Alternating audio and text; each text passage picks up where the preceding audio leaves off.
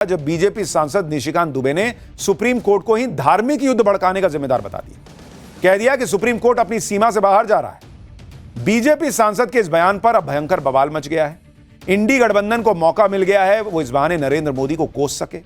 यह भी आरोप लगने लगे कि बीजेपी नेता तो खुलेआम कोर्ट को धमका रहे हैं। हालांकि बीजेपी ने अपने सांसद के बयान से खुद को अलग कर लिया और बयान को खारिज कर दिया। लेकिन बात सिर्फ यहीं खत्म नहीं हो गई। अब निशिकांत दुबे के खिलाफ अवमानना की माफ कीजिएगा, अब निशिकांत दुबे के खिलाफ अवमानना की कार्रवाई शुरू करने की मांग हो गई है।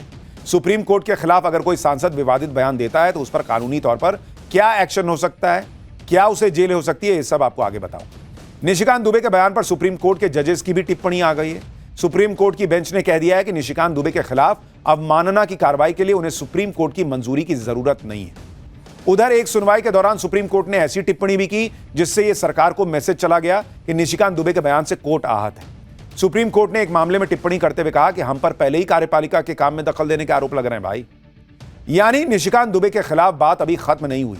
और ऐसा नहीं है कि निशिकांत दुबे पार्टी से लेकर विपक्ष और कोर्ट सबके निशाने पर हैं, बल्कि देश में ऐसे भी लोग हैं जो खुलकर निशिकांत दुबे के बयान का समर्थन भी कर रहे हैं। ये वो लोग हैं जो कई बातों को लेकर सुप्रीम कोर्ट से नाराज हैं।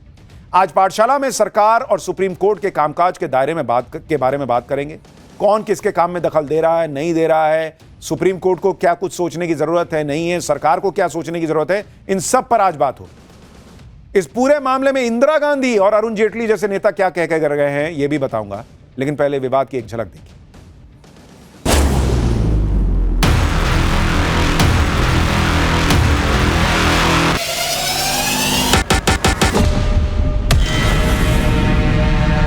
धार्मिक युद्ध भड़काने के लिए केवल और केवल सुप्रीम कोर्ट जिम्मेवार है। पढ़ो, तुम लोग ट्यूबलाइट हो। सुप्रीम कोर्ट सर्वोच्च संस्था है, वो सर्वोच्च ही रहेगी। बहुत खौफनाक बयान है। तो चुनाव राष्ट्रपति सर्वोच्च है। ओवैसी से लेकर कांग्रेस के नेता तक सब कूद पड़े भाई सुप्रीम कोर्ट के समर्थन में। जो लोग सुप्रीम कोर्ट के फैसले के पहले ही सड़क पर उतरकर प्रदर्शन कर रहे हैं वक्फ एक्ट के खिलाफ, वो भी आज सुप्रीम कोर्ट के लिए अपनी मोहब्बत दिखा रहे हैं। अच्छी बात है, दिखानी चाहिए, लेकिन इस पे कायम रहना चाहिए। सरकार और सुप्रीम कोर्ट की ताकत पर छिड़ी बहस को नया मोड़ देने वाला जो निशिकांत दुबे का बयान है, पहले आपको एक बार वो सुन लेना चाहिए, जिसने इस पूरे मामले की बहस को कहीं से कहीं मोड़ दिया। दरअसल वक्फ कानून पर सुप्रीम कोर्ट में जो बहस हुई, उसी बहस के दौरान यह मुद्दा उठा कि 200-300 साल पुरानी वक्फ संपत्तियों के कागज कहां से लाए जाएं। इस बात का जिक्र करते हुए निशिकांत दुबे ने वो बयान दे डाला जिससे इस बवाल का नया चैप्टर खुला। एक बार वो बयान सुनवा देता हूं। आप जब राम मंदिर का विषय होता है तो आप राम मंदिर में कहते हो कि कागज दिखाओ, कागज दिखाओ। कृष्ण जन्मभूमि का मामला आएगा मथुरा में तो कहोगे कागज दिखाओ। आप जब शिव की बात होगी, ज्ञानवापी मस्जिद की बात आएगी, कागज दिखाओ। मुगलों के आने के बाद जो मस्जिद बने हैं उसके लिए कहते हैं कि आप कागज कहाँ से दिखाओ।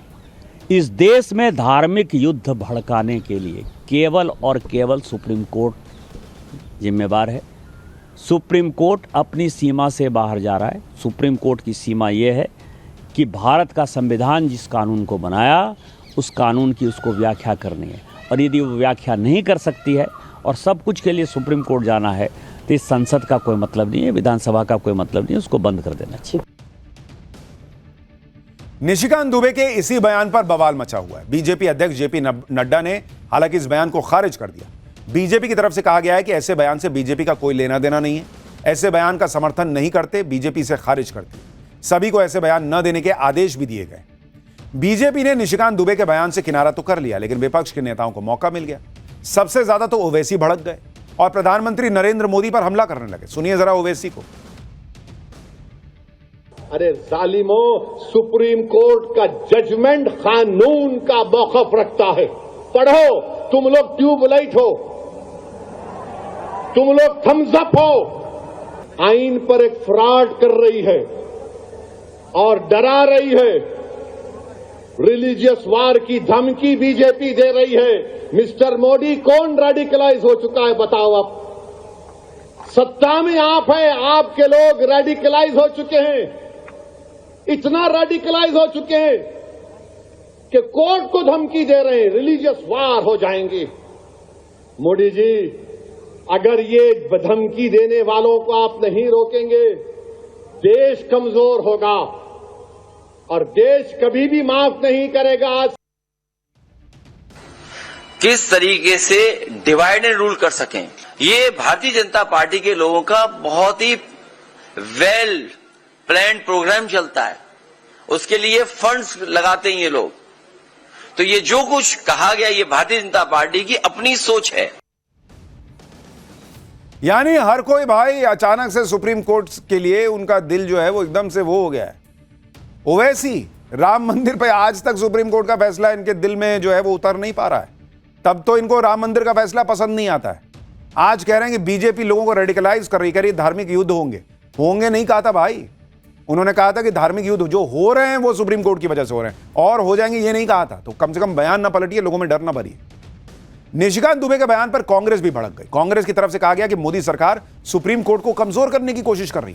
सुनिए कांग्रेस नेता और वरिष्ठ वकील सलमान खुर्शीद को। जो लोग हैं, जो एमपीज हैं या कोई और है, वो सुप्रीम कोर्ट पर प्रश्न चिन्ह लगाए या किसी भी कोर्ट पर प्रश्न चिन्ह लगाए, वो बहुत दुख का विषय है, बहुत दुख का विषय है। राहुल गांधी विदेश जाकर देश की हर संस्था को खत्म बता सकते हैं। आज कांग्रेस करी बाप रे बाप, सुप्रीम कोर्ट पे सवाल उठ गया। ओहो, आज सुप्रीम कोर्ट के अपमान पर आंसू बहाने वाली कांग्रेस सुप्रीम कोर्ट का कितना सम्मान करती है ये आगे दिखाऊंगा। आपको इंदिरा गांधी का वो बयान भी सुनाऊंगा जिसमें वो सुप्रीम कोर्ट पर भयंकर टिप्पणी कर रही हैं। लेकिन पहले बात मौजूदा विवाद की। सुप्रीम कोर्ट और सरकार के बीच नए विवाद का चैप्टर तब खुला जब 8 अप्रैल को सुप्रीम कोर्ट ने तमिलनाडु के राज्यपाल को लेकर एक फैसला दिया। सुप्रीम कोर्ट ने तमिलनाडु के राज्यपाल की तरफ से रोके गए बिलों को गलत बताया। इसी फैसले में सुप्रीम कोर्ट ने राज्यपाल के साथ साथ राष्ट्रपति के लिए भी बिल को लेकर समय सीमा तय कर दी और आदेश दे दिया कि राज्यपाल की तरफ से भेजे गए बिल पर राष्ट्रपति को भी 3 महीने के भीतर फैसला लेना ही होगा। सुप्रीम कोर्ट की तरफ से राष्ट्रपति के लिए 3 महीने की टाइमलाइन सेट करने पर ही विवाद खड़ा हुआ। सवाल उठने लगे कि सुप्रीम कोर्ट अपनी संवैधानिक ताकतों से बाहर जाकर राष्ट्रपति को आदेश कैसे दे सकता है। इसे कार्यपालिका में सुप्रीम कोर्ट का दखल मानने लगे कई लोग। इस पर उपराष्ट्रपति जगदीप धनखड़ ने भी सवाल उठाए, कहा था कि जज सुपर पार्लियामेंट की तरह काम कर रहे हैं। इस मामले में बयान देते हुए निशिकांत दुबे और बीजेपी सांसद दिनेश शर्मा ने भी बयान दिया, लेकिन इनके बयान पर विवाद हो गया। राष्ट्रपति को लेकर सुप्रीम कोर्ट के फैसले पर निशिकांत दुबे और दिनेश शर्मा ने क्या कहा था, आपको एक बार वो भी सुनवा देता हूं। जो अपॉइंटिंग अथॉरिटी है उसको आप निर्देश कैसे दे सकते हैं? भारत के चीफ जस्टिस का अपॉइंटमेंट भारत का राष्ट्रपति करता है। इस देश का कानून भारत का पार्लियामेंट बनाता है। उस पार्लियामेंट को आप डिक्टेट करेंगे कि राष्ट्रपति को 3 महीने के अंदर फैसला करना है? ये किस कानून में लिखा हुआ है? इसका मतलब ये है कि आप इस देश को एनार्की की तरफ ले जाना चाहते हो और एनार्की जो है इस देश में बर्दाश्त नहीं होगी। जब नया कानून आएगा, जब नया पार्लियामेंट बैठेगा, इसके ऊपर विस्तृत चर्चा होगी और फिर से नेशनल जुडिशियल अकाउंटिंग सिस्टम जो हमने NJAC बनाया था, जिसमें कि राष्ट्रपति का चुनाव कैसे होगा, प्रधानमंत्री का कैसे चुनाव होगा, वो तो संविधान में लिखा हुआ है। लेकिन आपके भाई भतीजावाद के आधार पर जज का चुनाव नहीं होगा। भारत के संविधान के अनुसार कोई भी संसद को यानी राज्यसभा और लोकसभा को निर्देशित नहीं कर सकता और क्योंकि राष्ट्रपति के दस्तखत हो चुके, राष्ट्रपति सर्वोच्च है, राष्ट्रपति को कोई चुनौती नहीं दे सकता। तो ये बातें लोगों के मन और मस्तिष्क में आती हैं और मैं समझता हूँ कि ये लोकतंत्र के लिए भी जरूरी है कि जो श्रद्धा का भाव जनता का माननीय न्यायालय के प्रति है वो बना रहे। इसलिए इस सारी चीज़ें जो विसंगतियाँ उठ रही हैं वो नहीं उठना चाहिए। निशिकांत दुबे ने सुप्रीम कोर्ट को लेकर जो गंभीर और कड़वी भाषा का इस्तेमाल किया, उससे सुप्रीम कोर्ट भी आहत दिख रहा है। आज 2 अलग अलग मामलों में सुनवाई करते हुए सुप्रीम कोर्ट के जज ने अपनी टिप्पणी से यह जता दिया कि निशिकांत दुबे का बयान चुभने वाला है। सुप्रीम कोर्ट में बंगाल हिंसा को लेकर सुनवाई हो रही थी। याचिका में सुप्रीम कोर्ट से बंगाल हिंसा को लेकर सख्त एक्शन की मांग की गई थी। इसी तरह एक और याचिका में मांग की गई थी कि supreme court online pornographic content को रोकने के लिए केंद्र सरकार को एक्शन लेने के लिए कहे। इस पर जस्टिस BR गवई ने कहा कि इसे कौन रोक सकता है, ये तो सरकार का काम है कि वो इसके लिए नियम बनाए। हमारी आलोचना की जाती है कि हम कार्यकारी कार्यों और विधायी कार्यों में हस्तक्षेप कर रहे हैं। यानी सुप्रीम कोर्ट ने जता दिया कि निशिकांत दुबे का बयान उनके कानों तक पहुंच चुका है और वो उसे यूं ही नहीं जाने दे सकते।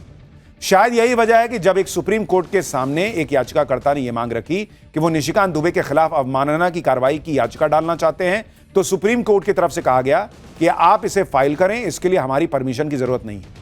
सुप्रीम कोर्ट ने याचिकाकर्ता से कहा कि केस चलाने के लिए आपको अटॉर्नी जनरल की मंजूरी लेनी होगी। इसी बीच सुप्रीम कोर्ट में वक्फ कानून की लड़ाई लड़ रहे एक पक्ष के वकील ने अटॉर्नी जनरल आर वेंकटरमन को लेटर लिखकर निशिकांत दुबे के खिलाफ अवमानना की कार्रवाई शुरू करने की इजाजत मांगी है।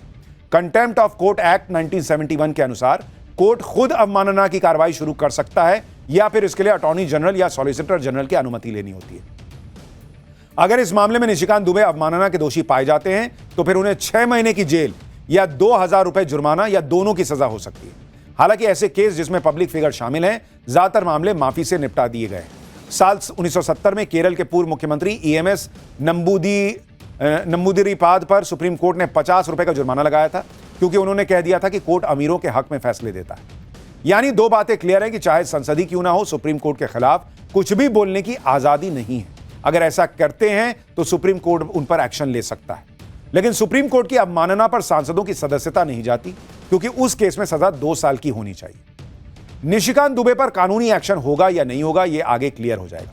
लेकिन कुछ लोग ऐसे भी हैं जो निशिकांत दुबे का खुलकर समर्थन कर रहे हैं, जिनका यह मानना है कि सुप्रीम कोर्ट कई बार दोहरा रवैया अपनाता है या फिर कोर्ट को मिली असीमित शक्तियों का दुरुपयोग होता है। जैसे बहुत से लोगों का कहना है कि सुप्रीम कोर्ट अपने दायरे से बाहर जाकर सरकार के फैसले में दखल देता है। सोशल मीडिया पर बहुत सारे लोग लिख रहे हैं सुप्रीम कोर्ट को जजों की नियुक्ति की प्रक्रिया को और पारदर्शी बनाना चाहिए, यह भी चर्चा का विषय बना हुआ है। सिर्फ जज ही जजों की नियुक्ति करेंगे, यह सिस्टम खत्म होना चाहिए। हाल ही में जब दिल्ली हाईकोर्ट के जज के घर से पैसे मिलने का मामला आया था, तब भी कई लोगों को यह लगा कि जैसे आम आदमी के घर पर कैश मिलने पर एक्शन होता है, जजों के खिलाफ वैसा एक्शन होना चाहिए। कई लोग इस बात से भी नाराज हैं कि बंगाल जैसी हिंसा के मामले में सुप्रीम कोर्ट ने स्वतः संज्ञान क्यों नहीं लिया। ऐसे कई सवाल हैं जो वक्त वक्त पर सुप्रीम कोर्ट पर उठते रहे और यह सवाल अब से नहीं, बहुत पहले से उठ रहे हैं। आपको अरुण जेटली का एक पुराना बयान सुनाता हूं। साल 2013 में सांसद के तौर पर अरुण जेटली ने यह आरोप लगाया था कि रिटायरमेंट के बाद भी जज बढ़िया जॉब और लुटियंस दिल्ली में बंगले की चाहत में, पोस्ट रिटायरमेंट की चाहत में जज प्री रिटायरमेंट जो फैसले लेते हैं वो प्रभावित होते हैं। सुनिए अरुण जेटली का पुराना बयान। Almost everyone, barring a few notable honorable men who are an exception, wants a job after retirement and we are lavishly creating it for them. If we don't create it, they themselves create it. I think this whole temptation of continuing to occupy a Lithian's bungalow is a very serious temptation. And therefore, the desire of a post-retirement job influences pre-retirement judgments. It's a threat to the independence of judiciary. Arun Jaitley का यह बयान बड़ा महत्वपूर्ण है क्योंकि यह संसद में दिया हुआ बयान, और अरुण जेटली सिर्फ सांसद नहीं थे, वो वरिष्ठ वकील थे, मतलब उस सिस्टम में काम करने वाले व्यक्ति भाई। और वो ये कह रहे थे कि भाई ये सिस्टम रुकना चाहिए, और वो कह रहे थे कि भाई पोस्ट रिटायरमेंट की चीजों के लिए प्री रिटायरमेंट के फैसले जो है वो प्रभावित हो रहे हैं जजेस के। ये उनका आरोप था। लेकिन ये समझना जरूरी है कि सवाल उठाने वाले की नीयत क्या है और सवाल उठाने की भाषा क्या है और सवाल उठाने वाला व्यक्ति किस पद पर है। अगर कोई सांसद ही सुप्रीम कोर्ट के खिलाफ ऐसी भाषा का इस्तेमाल करेगा तो फिर देश की अहम संस्थाओं पर लोगों का विश्वास हिल जाएगा। निशिकांत दुबे की भाषा जो वो बोल रहे हैं, वो कई लोगों को लगा कि राहुल गांधी भी तो ऐसी बात करते हैं। राहुल गांधी भी विदेश जाकर कभी चुनाव आयोग पर सवाल उठाते हैं, कभी कहते हैं कि जुडिशरी बीजेपी आरएसएस के प्रेशर में काम करती है। राहुल गांधी की पार्टी अगर चुनाव में जीत जाती है तो ईवीएम ठीक नहीं तो खराब, पक्ष में सुप्रीम कोर्ट का फैसला है तो ठीक, नहीं तो भारतीय जुडिशरी दबाव में काम करती है।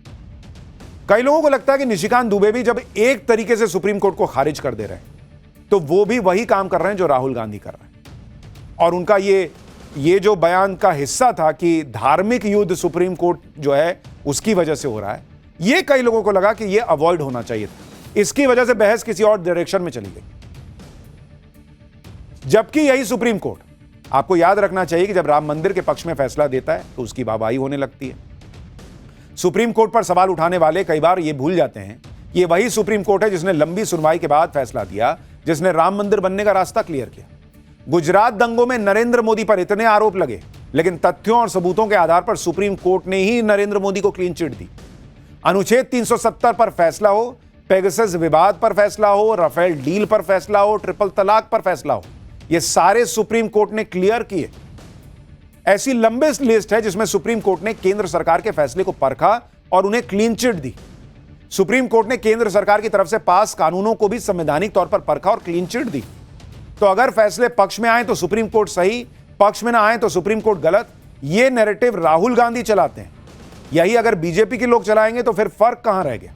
हां, सुप्रीम कोर्ट में अपॉइंटमेंट को लेकर, कुछ और चीजों को लेकर चर्चा की जरूरत है, यह बहुत लोग मानते हैं, लेकिन भाषा संयमित होनी चाहिए, यह भी कई लोगों को लगता है। सुप्रीम कोर्ट और सरकार की ताकत पर छिड़ी बहस के बीच अनुच्छेद 142 की भी बड़ी चर्चा है, क्योंकि इस संविधान के इस अनुच्छेद में सुप्रीम कोर्ट की शक्तियों के बारे में बताया गया है। इसके मुताबिक संविधान सुप्रीम कोर्ट को कुछ जरूरी शक्तियां देता है, जिससे सुप्रीम कोर्ट पूर्ण न्याय सुनिश्चित कर सके। मतलब अगर कोर्ट को लगता है कि पूर्ण न्याय नहीं हो रहा है तो वो इस अनुच्छेद का इस्तेमाल कर सकता है। सुप्रीम कोर्ट किसी भी मामले में आदेश दे सकता है जो कोर्ट के सामने पेंडिंग हो और कोर्ट को लगे कि पूर्ण न्याय नहीं हो पा रहा है। कोर्ट इस शक्ति का इस्तेमाल तब करता है जब मौजूदा कानून से पूर्ण न्याय न मिल पाए। हालांकि यहां यह साफ है कि अनुच्छेद 142 के तहत दिया गया सुप्रीम कोर्ट का फैसला संविधान का उल्लंघन करने वाला नहीं होना चाहिए और संविधान की मूल भावना के अनुरूप होना चाहिए।